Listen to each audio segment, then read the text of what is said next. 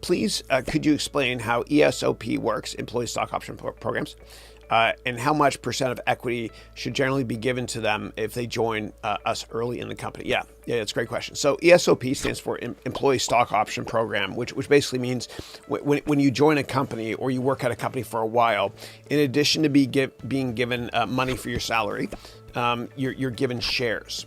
And so what happens, and an example actually for me is I worked at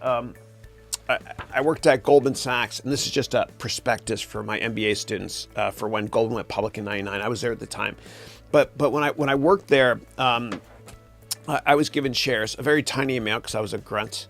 I was a photocopy boy, but I'm a very good photocopier, and I was given shares, and I wasn't allowed to sell them until a certain time. And what happens usually in a lot of companies is you're given shares in the company, but through options, but you're not allowed to actually cash them in every year. You have to wait 3 or 4 years. And that means they call it vesting, which means you can cash in your chips every 3 or 4 years. That's what vesting means. And they give you shares every single year that vest every 4 years. So it's like a waterfall approach. So every time you want to leave, you think, oh my God, if I leave, I'm leaving all this money on the table. And it's like golden handcuffs. It keeps you there. Yeah. So anyway, that's what an ESOP is.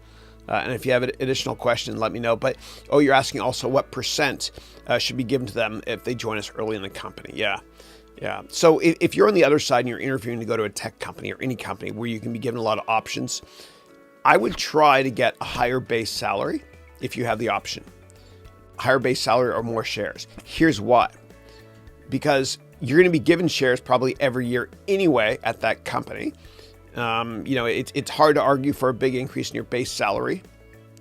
And also, like 99% of your net worth is going to be those shares anyway, if the company does well. If it doesn't, well, you got cash anyway.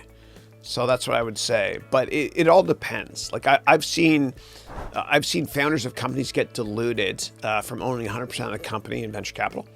Then venture capital investors invest, and then they own less than 20% of the company by the time it goes public. That's the founder. And they don't mind owning less than 20% because they're worth much, much more because the price of the option or the stock or private company, so to speak, goes up a lot. So I think that, and I've seen cases where in the A rounds, one of the earlier stages, when a director of engineering or VP of engineering is brought in, they get about 2 or 3% of the company. It's not very much. So I think you should think about it in terms of a very, very small number.